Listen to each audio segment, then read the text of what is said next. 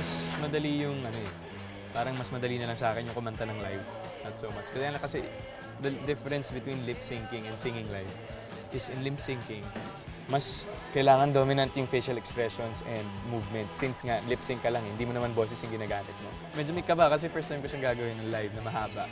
Tsaka maraming movements eh. Pagod. Joke lang. Oo, si Je, kasi ano yan talaga, kilala ko rin si Je sa personal. Since Sunday Pinasaya, nagka-work kami. Di papatalo yan eh. May baon yan for sure. So, pero ready pa, we're just gonna have fun. Hindi ko pa kasi siya ginawa. As in, nag-review ako ng mga performances ko before sa TV. It comes to, yan, performances like dancing or singing. Parang hindi pa ako nakapag-ganito eh. Medyo wild. Well, pares naman kaming hardworking ni Je. Parang wala naman edge siguro. It's more of how the people would interpret my performance naman. Je, alam mo, tagal na natin magkaibigan ngayon pa kinalaban.